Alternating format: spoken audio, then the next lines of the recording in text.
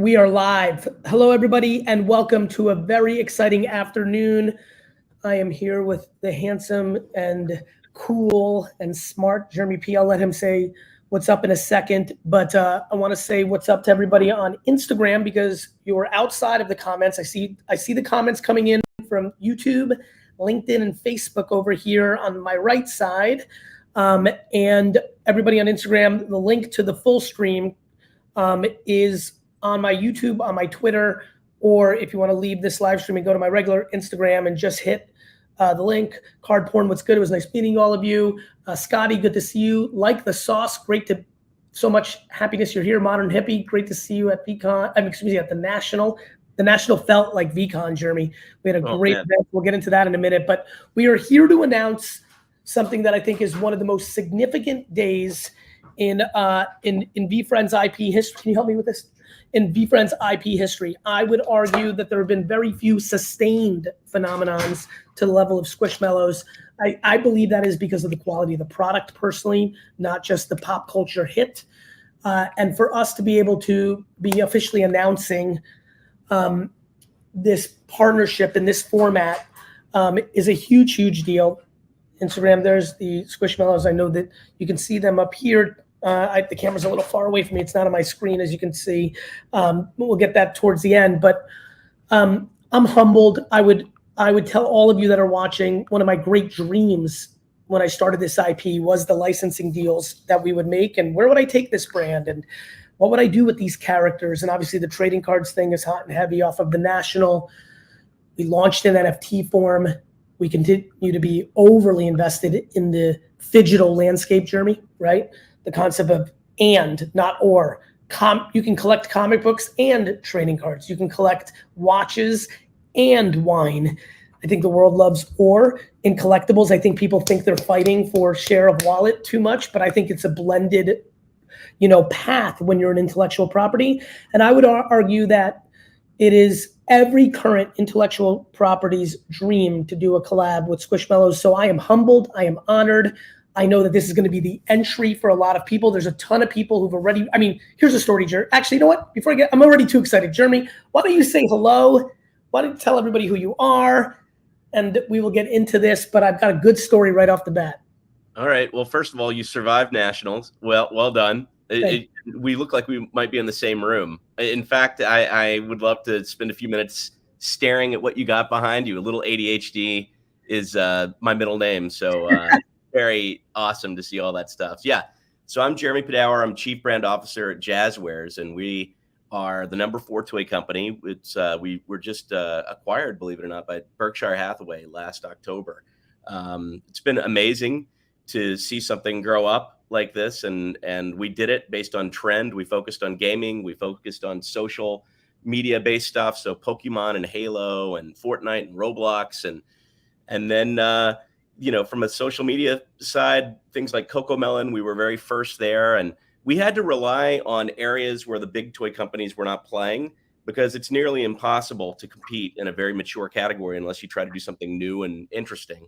And but we're very passionate toy people, and as passionate toy people, I see it as passionate toy people. I'll tell you this: it's all about the love. So Squishmallows is a phenomenon. You were right on when you said sustained and how unusual that is.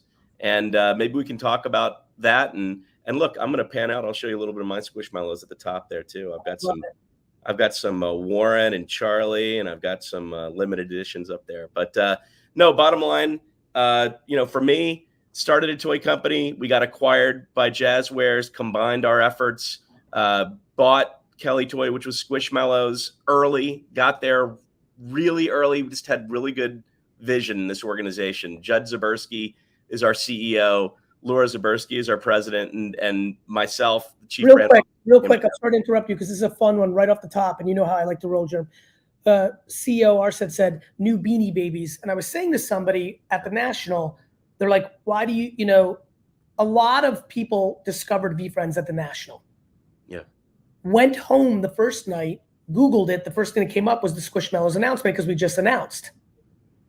came back the next day and said, oh my God, I didn't even know about VeeFriends yesterday. I saw your crazy booth. I got a pack or a sticker. We did a lot of smart things at the National. I Googled last night, I'm gonna buy all of them for my son or daughter because they're crazy about Squishmallows. That happened like 2 or 3 times. I was talking to the team over dinner one night and the Beanie Babies thing got brought up. And I said, the difference was 80% of the people that were buying Beanie Babies at that era were buying it for the purpose of flipping it or its value. 95% of the people that buy Squishmallows buy it to use it. Yes, there's Squishmallows community that collects and flips, but it is a minuscule percentage of that market. It is a functional toy that grown-ups are addicted to from a comfort standpoint. And so I don't even see them remotely the same. I see this more like Cabbage Patch Kids and Power Rangers and Tickle Me Elmo, where there's an element of the collectability in it, but it's the sizzle. The steak is the product. And actually more than even the 3 toys that I just named, the form factor and the utility of the form factor is like there's a 25% pillow business in this. And I think what you have is remarkable. So that was the answer to the gentleman who said it's, I think you can't even compare the two. They're totally different. And that's why, oh, by the way, they've acted different. This has now been around for quite a long time, sustained. Well, your intuition is so strong. And that comes from a lot of places. But yes, I mean, Squishmallows has been built on something very organic and not on a false premise. There's no false premise. It just is what it is. It's a huggable, lovable, collectible world of over 2,000 characters. We've almost sold 300 million units, and it's gotten bigger every single year. It was actually launched in 2017 at Walgreens, believe it or not. And it was launched as a form factor, just something that was very much was exciting to our design team, the design team now at Jazwares. And sometimes when you're dealing with brands and you launch brands, you have to have an enormous investment behind them. Maybe there's a license, maybe there's a movie, maybe there's a deal with Disney or some other major IP holder. But sometimes, and especially in the plush category, you can try things. And this was really a form factor that from the very first day hit just based on what it looked like and the easy translation to practically everything. And it was protectable because there really wasn't a lot like it out there at the time. Everything had arms and legs, but yeah, it's truly a remarkable story, and it's an unusual one. But you're right, and for me, I have to be careful about disparaging. But I will say that there are other brands that have existed that have been existing on a false premise. It was all about value or collectible, or you buy these and your kid's college is going to be taken care of. We've never made any claim whatsoever that there's a secondary market collectability, but part of our strategy is certainly to develop some more limited edition product and have things that will delight collectors, kids, adults on their various levels. But yeah, you're spot on in terms of the way you were intuitively thinking about that. Actually, we'll do this real quick for everybody on Instagram and for everybody on YouTube, LinkedIn, and Facebook watching this right now. Please answer really quick. Who here has Squishmallows in their home? Simple yes, no, in both chats, please, real quick. Because we're gonna get, usually I'm rushed in these. We got a little bit of time here, which is nice. I always love to be with you, Jeremy, because I think you have give me a yes or no. I see an I do, Josh. That was not right. Yes or no, simple yes or no. Staggering amount, I would say, quick hot take. The team will probably do this, but I would say at least 70, 30, 60, 40. And I have an audience that's not the perfect pocket for you. A lot of 23 to 32-year-olds, which I know a lot of them get into. But as you can imagine, if this audience was predominantly 10 and under or 45 and older or 38 and older as the parents demo. So like the high percentage of yes, I think mine's probably the most challenging demo because if there's any middle pocket, there's that in between of parenthood and childhood, even though I'm aware, because I'm paying attention to everything, how many teenagers in your early 20s love the crap out of this. Obviously, the hot steam is parents and children. And so, look, this is really penetrated. I guess my question, since I wanted to ask that question because I wanted to get a chance to understand where to take these questions. So now that I see it's a 70-30 kind of split, what's the most exciting thing going on in Squishmallow land for the 30% that don't know, or to give a little alpha to the 70% that do know? You know, I have to say, that's what we thought too. We thought that the older age consumer was going to be the secondary market for Squishmallows, like traditional plush brands. Because if you look at the history of collectibles and secondary market valuation, most of that's been driven by things that are plastic, dolls, action figures, those types of things have created secondary market. And Beanie Babies was a great example of a plush item that did have secondary. You can see it in other brands like Gund and Stife and brands that have been out there for a very long time. But we did our study in 2020, right before the pandemic hit, and we were shocked to find that our primary purchaser was older than 12. And that at the time, by the way, Squishmallows is around 1/10 the size as it is right now. Right now, it's the #1 toy or collectible property in the world, which is shocking to all of us.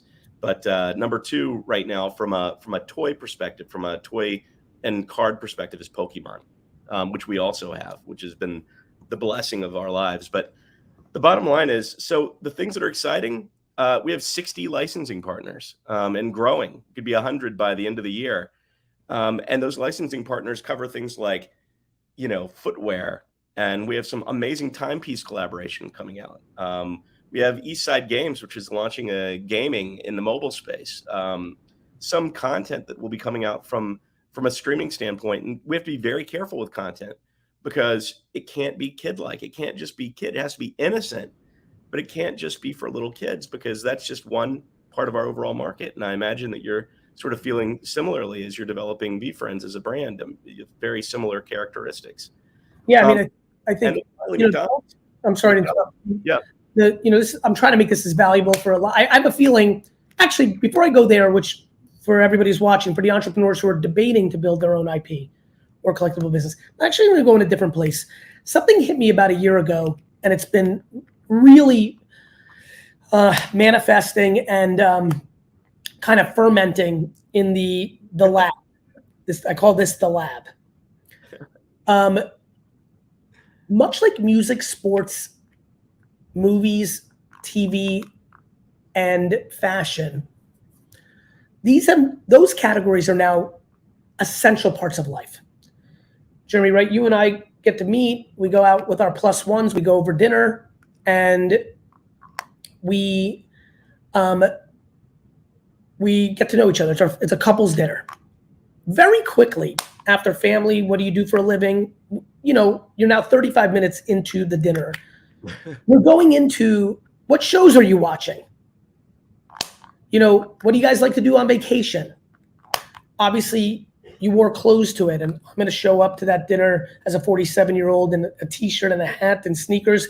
I'm projecting that I'm chill, like I'm casual. I'm not wearing, which is fine because I am.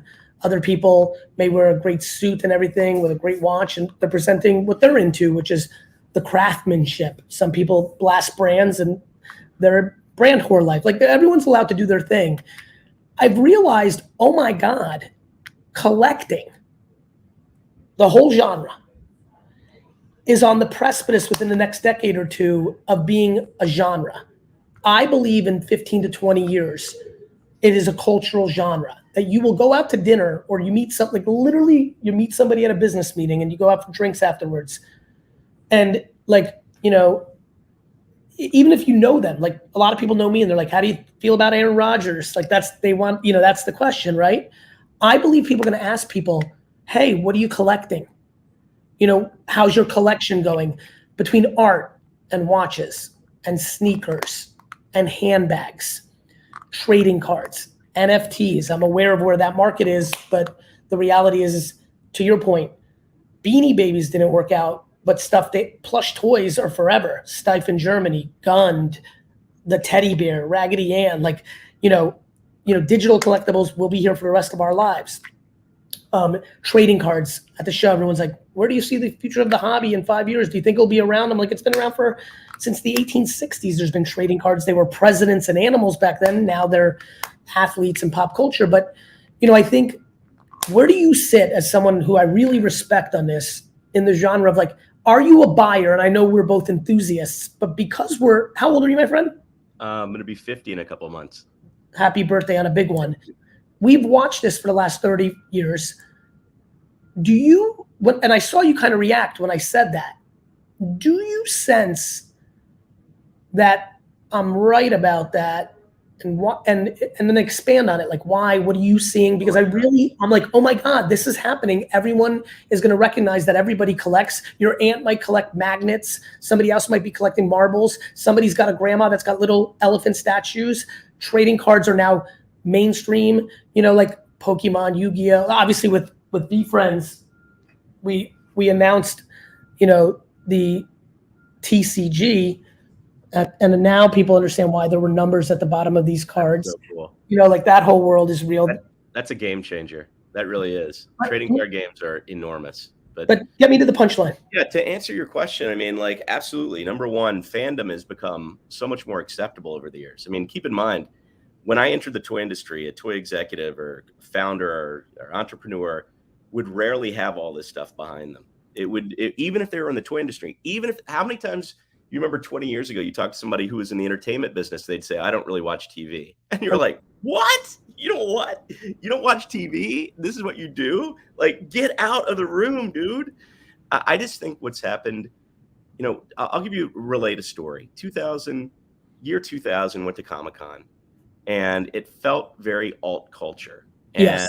People talked about it as fanboys, fangirls, nerds, like nerddom. If you look at, to your point, I'm sorry to jump in. I'm just so excited. I apologize, everybody. But like, in the same way that hippie culture was so alt culture, so many things of the hippie era in the 60s are today normalized around the food, the mindset, the music, right?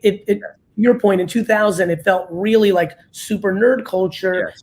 And today, it just like the biggest mainstream pop stars are wearing a Dragon Ball Z t-shirt or a Bert and Ernie like hat or what have you. Yes. Yeah, I mean, like, so basically, it went from 40-year-old virgin, which was considered weird, and yeah, Steve Carell was hilarious, but he was basing his character on that alt culture, to today, every mainstream content distributor or creator, all actors, writers, everyone wants to be at these big shows to where they can show off all of their fandom. And you saw that at the National. So whether it's San Diego Comic-Con or whether it's a big card show, whatever it may be, what you're seeing out there is our desire as humans to connect with one another over something that we have in common. Fandom is a great thing to connect on. We have fandom in common. We might have a brand in common. Maybe we'll have sports in common, but it is all about commonality and breaking free of the old restraints that people used to have. So, if you think about the old restraints, they were ridiculous. They were based on genetics. But guess what? We have a lot more in common than that. Personality types are way closer than a genetic pool. And I think what's going on is today we're connecting over things that really make us feel good about ourselves and make us feel good about where we are in a very complicated world. So I'm noticing more and more fun stuff behind people when I'm talking to them. Yeah, it's actually one of the very first things that I end up talking about. It may be because of my unusual position in the world of being a toy maker or a collector. But the bottom line is everything that you're saying is coming to fruition in real time. So the last 20 years has had this huge sea change in terms of what is considered acceptable and how you represent yourself. I believe that the next 20 years is going to be even very, very interesting. People are discounting, and I make physical product, okay? And I've made physical product my whole career. But people are discounting the concept of digital as well. Because I'm going to grab something off my shelf, okay? While you do that, I want to answer Jonathan T's question. Yeah. Why did it benefit Squishmallows to collaborate with VF? Big fan of this. Just the incentive, if you could explain. It might be a little bit of a hard-hitting question for you, Jeremy, but I'd love to get your answer. Oh, I mean, listen, it's a meaningful community of people that care about each other. And the basis of VeeFriends is, you guys even say, it's a physical manifestation of metaphysical traits that improve your lives, personal growth. It's a great message. So yeah, of course, and in addition to that, the characters are very much fitting into the Squishmallows universe. I mean, if you look at the characters that are behind Gary right now, whether it's Adventurous Astronaut or Humble Hedgehog or Intuitive Iguana or Karma Kiwi, these characters are really easily adaptable into a Squishmallows form. So while that's, I watched Gary create VeeFriends, and I watched him draw those characters, and it was really inspiring to me. I thought it was very, very impressive, the way you iterate and the way your brain works, and you were entering into the digital space, but to create a franchise that was native to the digital space at the time.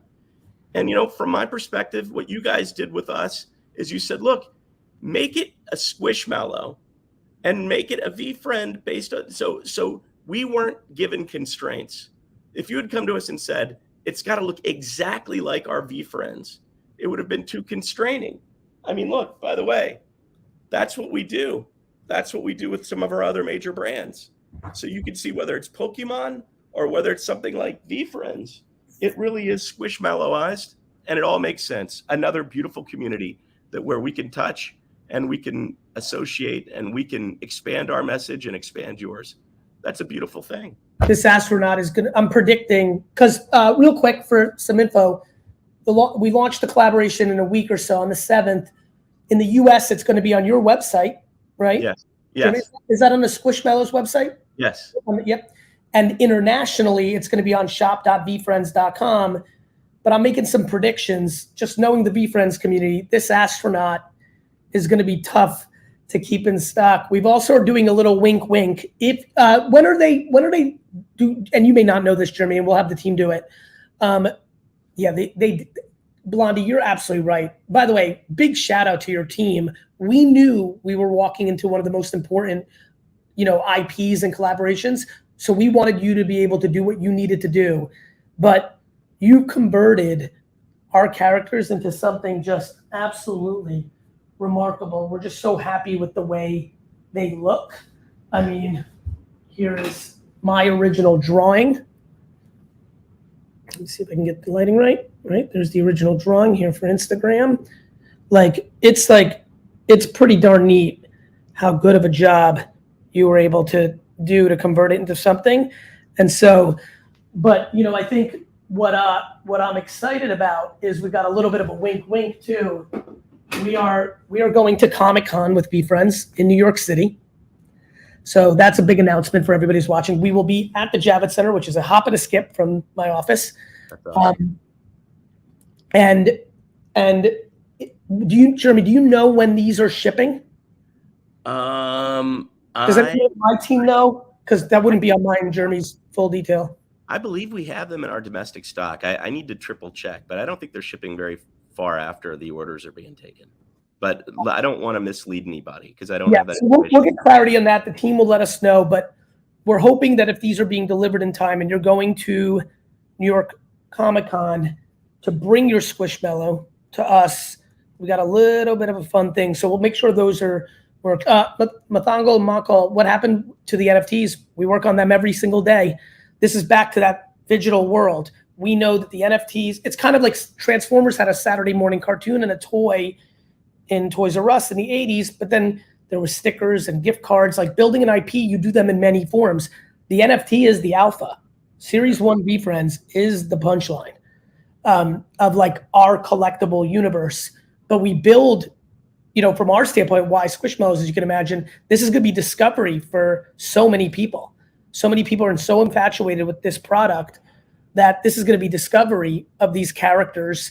And that's a very, very, very big deal for us. Yeah, and I first of all, thank you. Squishmallows has been a dream because it's a platform. It's a blank canvas for us to apply a lot of different brands on it. You know who else has done a great job with that? I'll call out another company, is Funko and Pops. So they have a beautiful platform in terms of the way that they can do plastic. We have a beautiful platform in the way we can do plush. But yeah, I think that really covers the reason why we wanted to do business with you. But another thing that I just like to say, just address, is the idea of a physical versus a digital asset and how much they actually have in common. Because I think a lot of people go, oh, it's a physical collectible. Okay. And maybe it's valid because of that. And this is a digital collectible.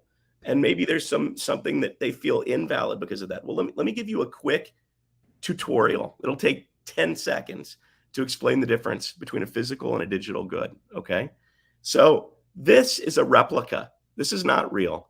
It's a replica of an Illustrator PSA 10. Okay. My buddy Dubsy, I went to Dubai and it was part of that transaction, a $5 million card. But let's just say for a moment this is real. Okay. And let's just say this is a $5 million real deal, which it is not. But let's just say it is. It is nothing more than a piece of paper. So over here, you have a digital good with the intrinsic value being zero, okay, outside of hard work that was put into it. There's no physical intrinsic value. Over here, you have something that is a physical good with an intrinsic value that may just be a couple pennies.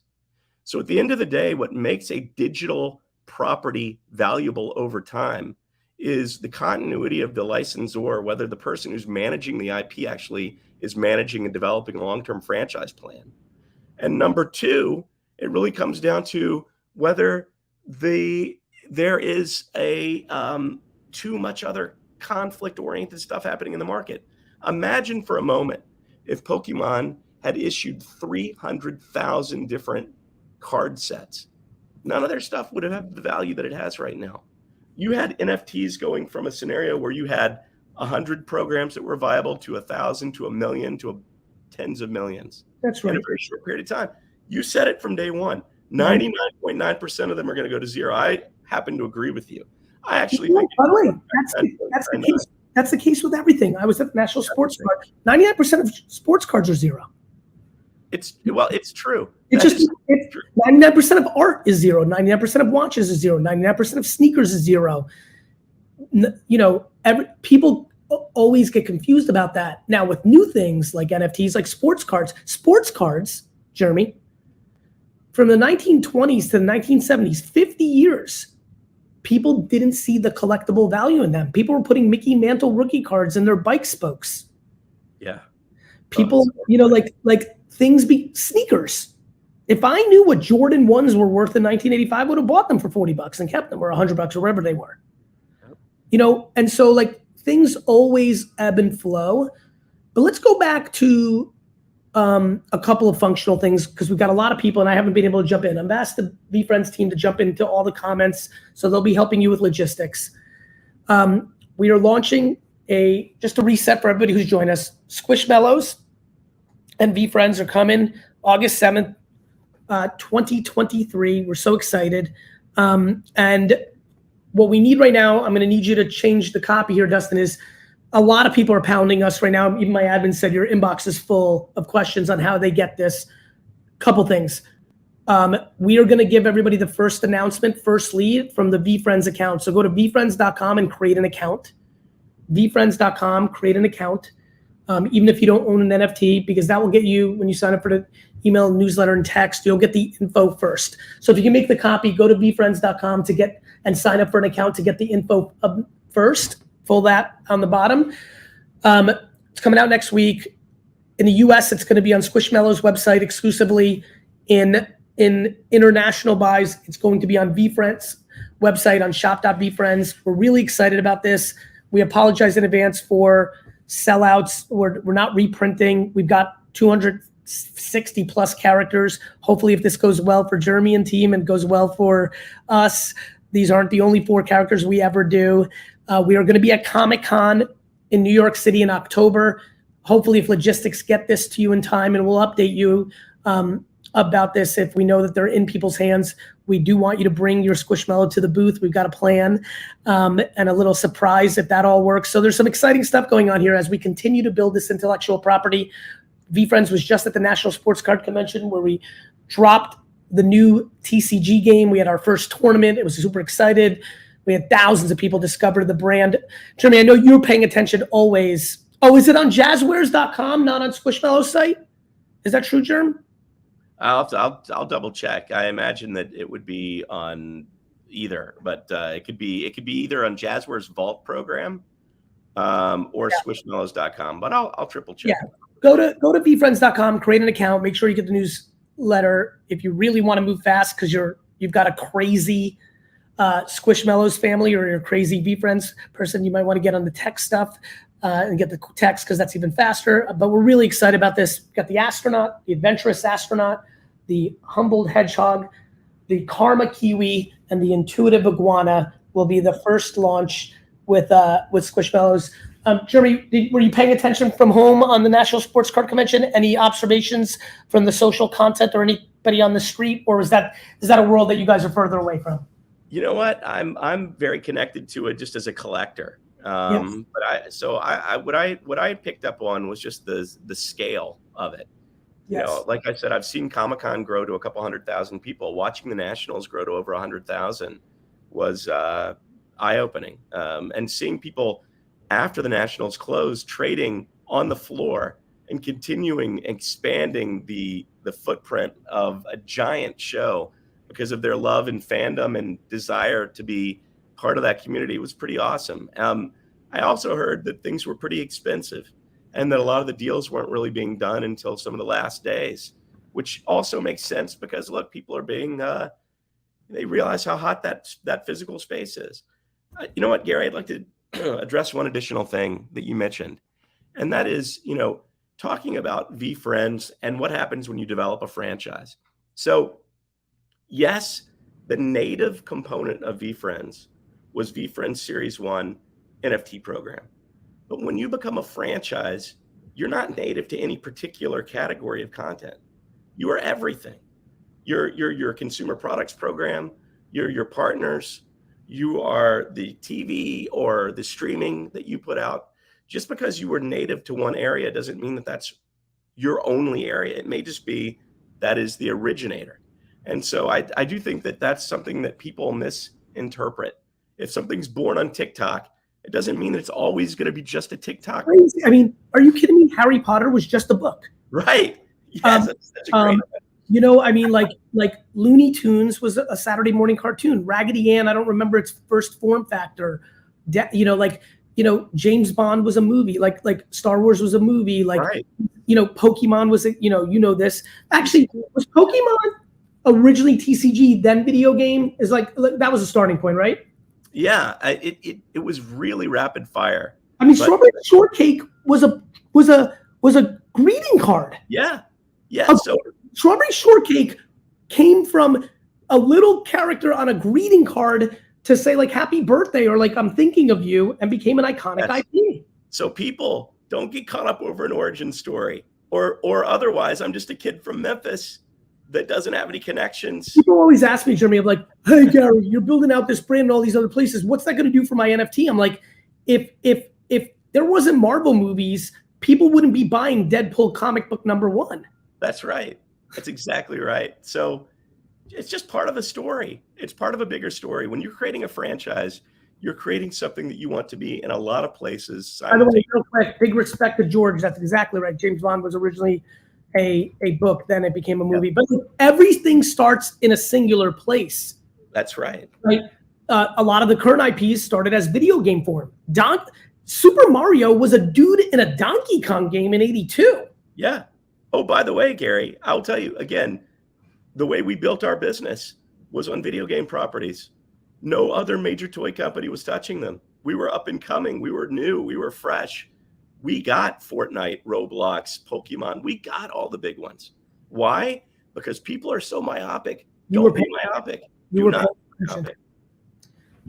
Karma Kiwi. Real quick, my team is farther along on our plan than I thought for the hardcore VeeFriends community. This is specifically for you.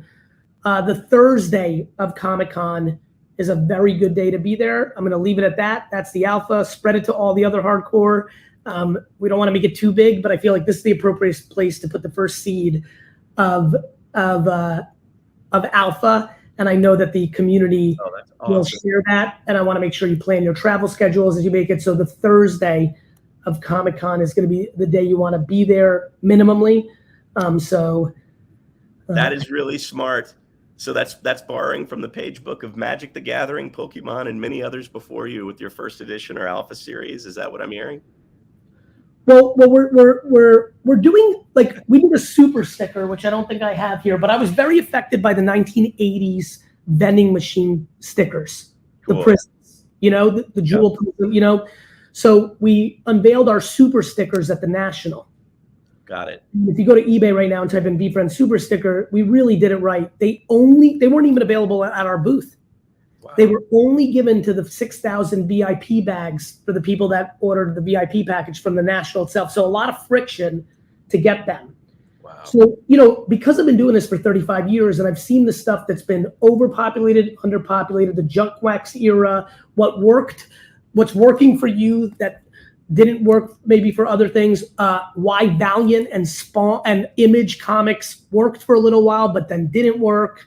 Yeah. You know, what happened organically with X, Y, and Z that didn't for, you know, A, B.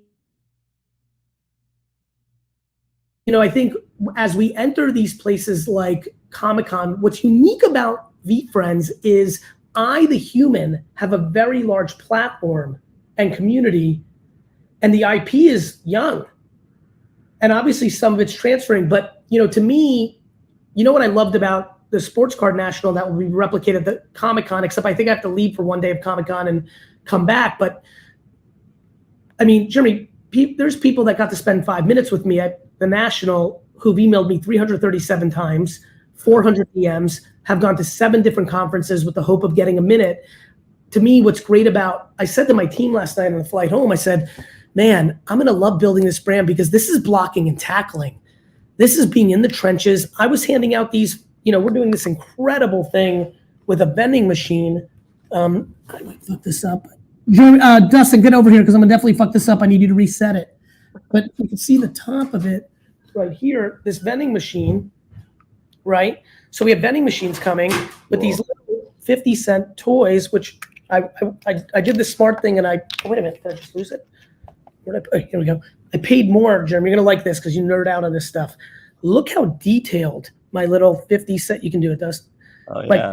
My little alpaca here. I like the tooling. Yeah, great. The tooling, I paid more so it actually looks like it. Yeah, I can tell. You can tell, right? Yeah, it's hard to get through those undercuts in something unless you put quality into it.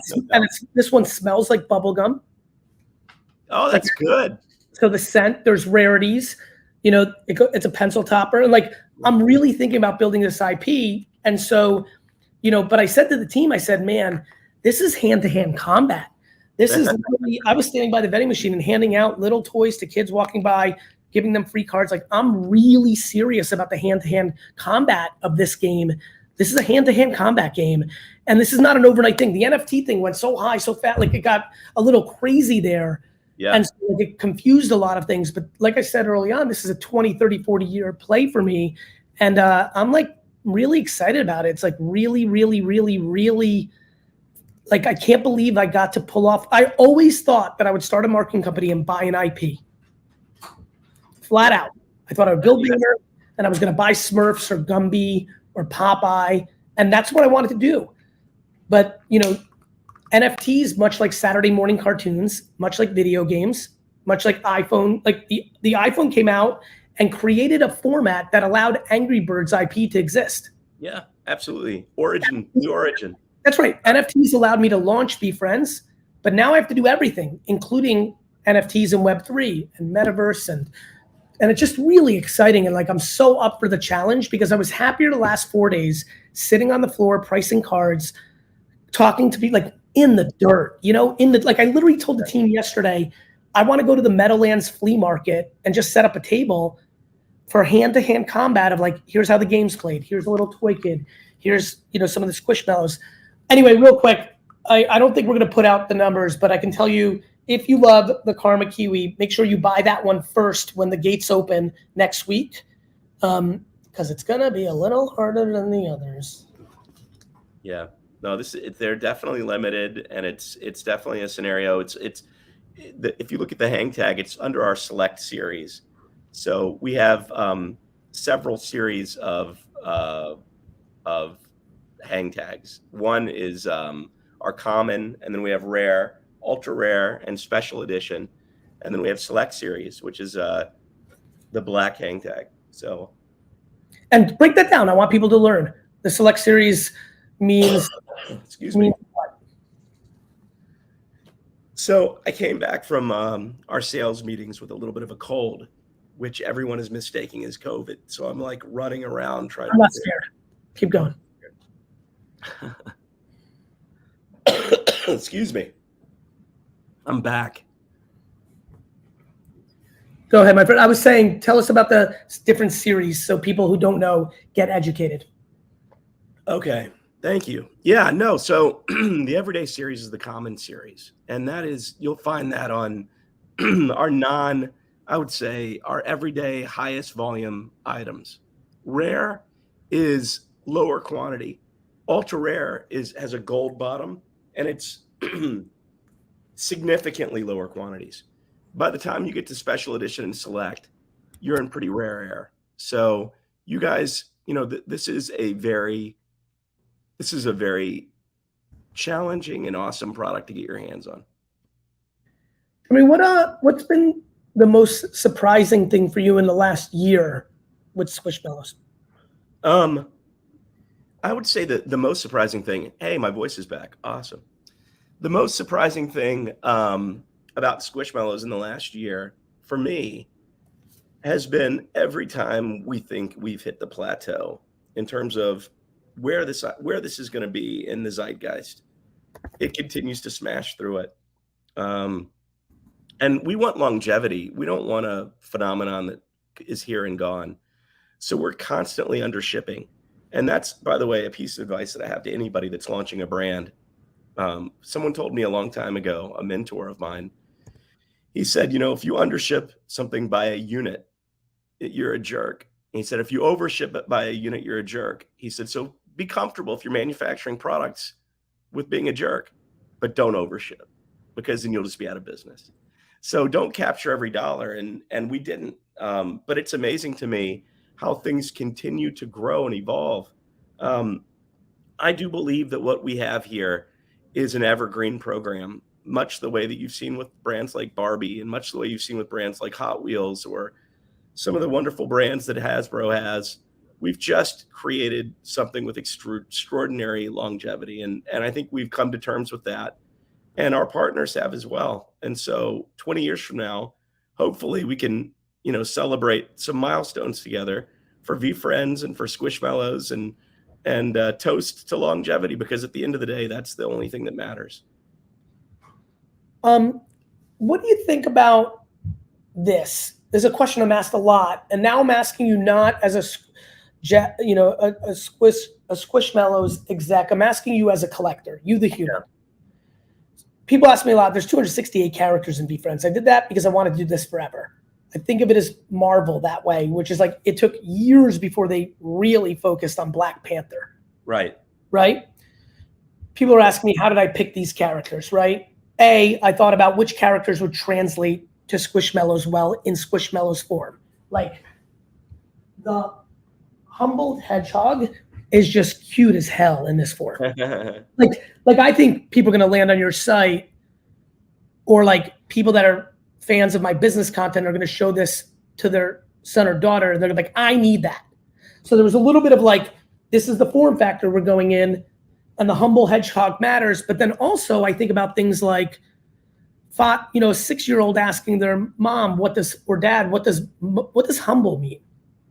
And I actually think humility is like one of the scariest things in the world, meaning if you are lucky enough to develop it, your life gets 73,000 times better. Yeah, oh, absolutely. That's one of our core pillars at Jazwares: collaboration, passion, and humility. Humility is so underrated, I will tell you. And the purpose of VeeFriends is be competitive, but do it in a nice way, right? And so I think humility is hidden sometimes from people that are loud or aggressive or, strong. Like a lot of people on my team used to watch my content and then they work for me.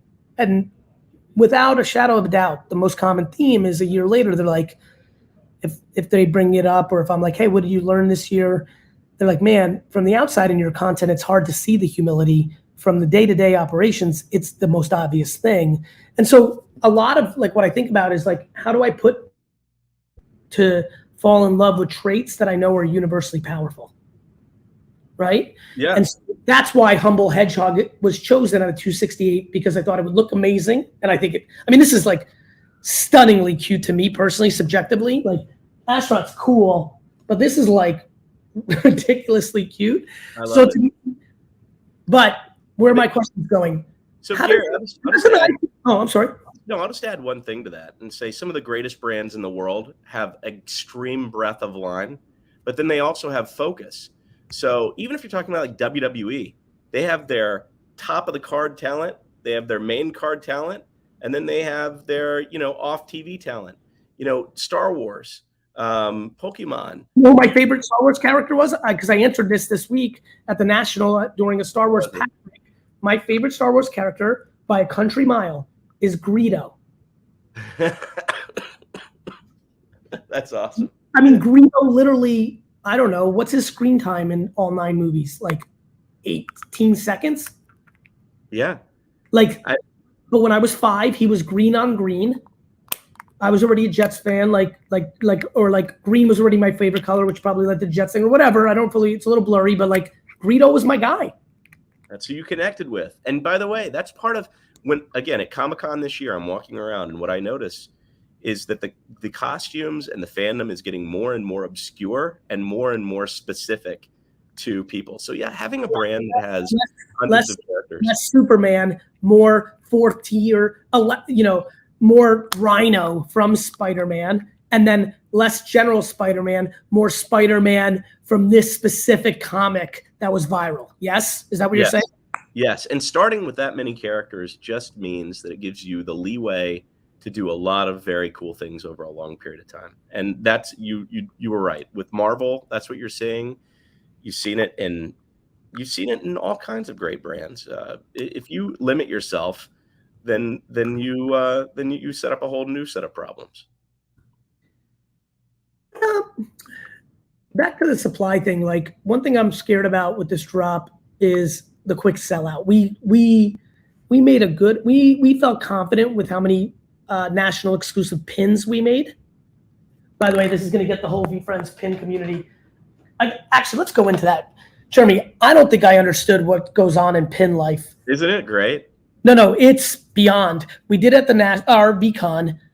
It is taken on a life of its own. This is not released yet, which is the pin thing in VeeFriends. Yeah. If you go to VeeFriends pin on eBay right now, the pin thing, I don't think I had a sense of how insane. Oh, yeah. It's a multi-generational collectible category, and you can think about it. Think about it, of all the collectibles that you can remember that maybe a grandparent had: coins, stamps, and pens on people's hats, or they'd go to Disney and they'd come back with a whole. I knew the Disney thing. I knew the Olympics thing. I crushed on flipping Olympic pins at garage sales. Olympic pins at garage sales was some of my best flips. Oh, awesome! I didn't realize how contemporary the pins thing was. It's banana. So anyway, we first day, half day with a limit on it, done with pins. Wow. I think with this, we put real numbers into our production in the scheme of where I think our community's demand is. So I feel confident that people won't sell out. I'm a little worried about the Kiwi, but in general, and I think the astronaut's popularity is going to be a beast. And I think then the iguana and the humble hedgehog are so cute. Literally somebody landing on your website that has never heard of me, VeeFriends, is just gonna be I want that. So we had a real strategy to how we think about it. But how do in the collector's world, how do you think brands handle it best? I'm even taking away your world. I'm talking to Jeremy the collector now. When they do have sellouts, how do brands handle that well for the people that might be doing limited edition merch or things in their world? I think when you're a brand whole, I think when you're controlling a brand, when you're the IP owner, I think being very transparent with the community is the best way to go. And so for me, what I often say is that exactly what I said to you before. If you overship a brand, if you overship something, it is the fastest way to the end of that brand. Either retail hates you because they're stuck with stuff that they can't even sell at a discount. Yep. Or you're in a scenario where the secondary market of anything that people has purchased has collapsed because the supply was too great for something that you were putting out there. So I think just being very transparent, communicating to the community that you're never going to overship, that you're going to assess, and that each time you drop, maybe you'll extend the supply a little bit in order to find where that equilibrium is. But the best brands in the world make themselves, the word is not exclusive, because the objective is not to be exclusive.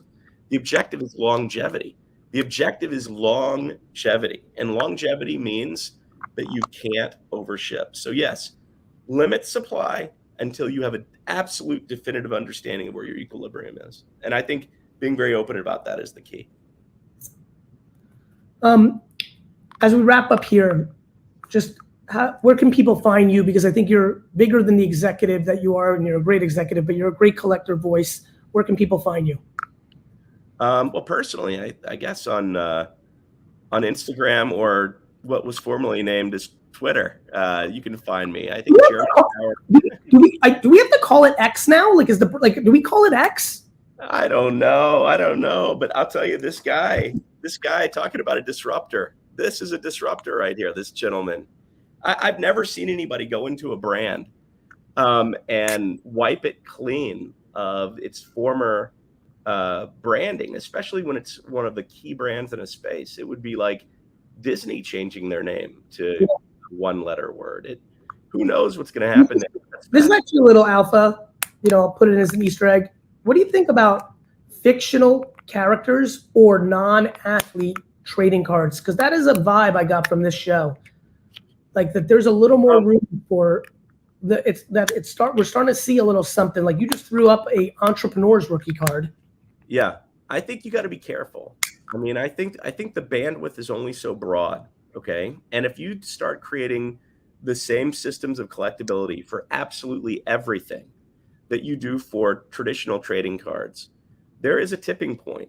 And even with rarity, there's a tipping point. And so I do think that, and I'm kind of hopeful that, now that there's a little bit more concentrated management and development in that card space, and you can, I'll just call a spade, Fanatics is jumping in and doing a lot there.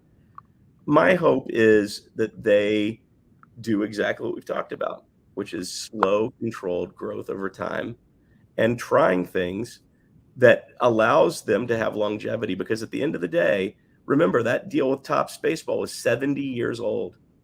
It was 1952, 71 years old. So be in it for the long game, be in it for legacy. And my hope is that they don't try to turn absolutely every possible category into the next way to have a one-of-one parallel. Yeah, of course. If you do that, there's only so much to go around. And what about TCG games? I know you're so deep Pokemon. Like, I cannot believe what happened at our tournament. I made a really smart decision and hired consultants from the outside to develop. Really smart. I'm really glad I did it, Jeremy. Like, honestly, they came back with something I couldn't even comprehend.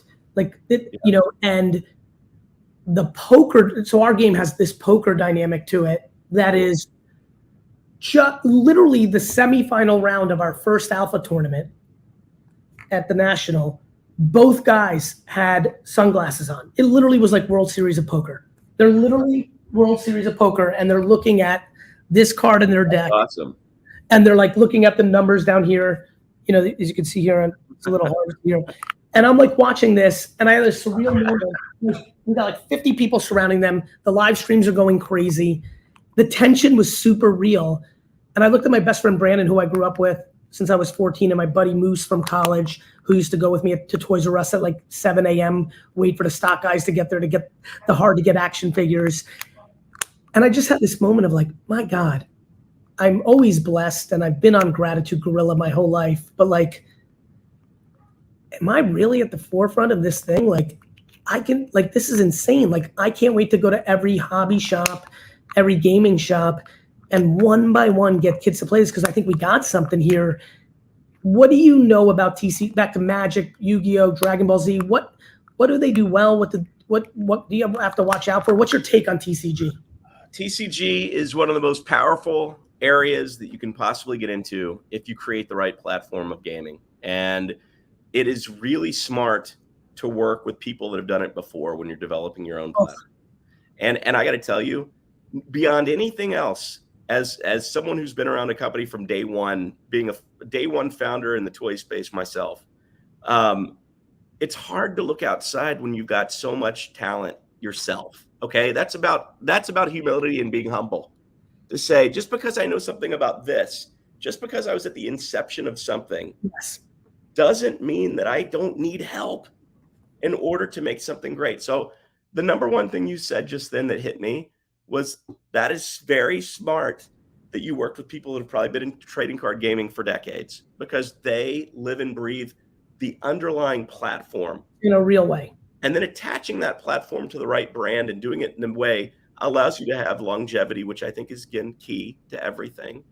And so, yeah, trading card games, in my opinion, pound for pound, if you look at native trading card game properties, they have longevity, they have enormity, they have community, they have all of these things that make for something to last. And I think that if you're establishing a system where people can play 1,000 times and have sort of different exciting things happen each time, and then have something at stake, and then have something attached to the fandom, you're doing the right things there to develop something that will last for a long time. Couple things. Thomas says VeeFriends card game is so boring. Two things on that front. It's not the basic war that we came out with. We actually launched the alpha rules of the actual game this Saturday. But if you're referring to that because you watched the stream for an hour, that's the beauty of the whole thing. Some people find this game boring, but they love Yu-Gi-Oh! Some people find Pokemon most amazing thing, and they don't like Magic. Magic is like a culture that I admire so much. Like, some other people play poker, some play chess. Like, that's what's awesome about the world, right? And, like, it's on multiple levels. And I think that's what the person writes. Like, some people just collect it to look at it, and they look at it as art. Some people collect it because they want to play casually.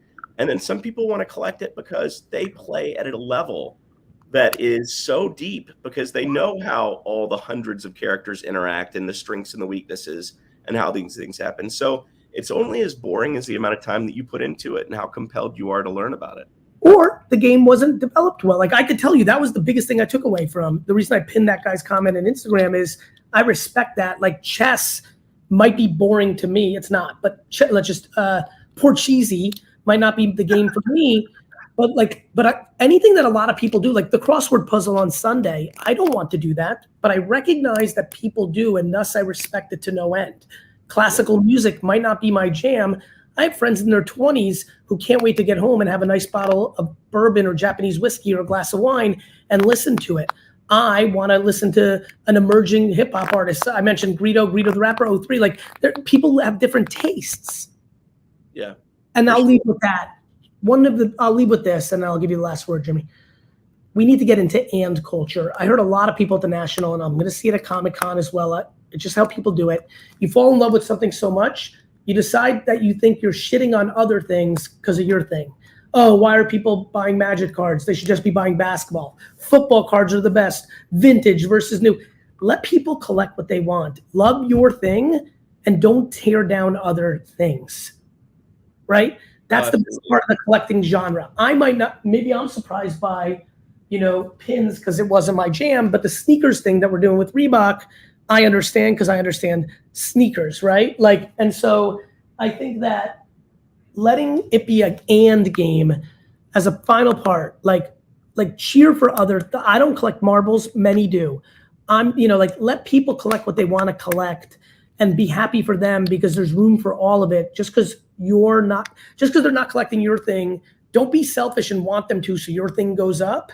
Understand that there's a million ways to collect, and be into and versus or.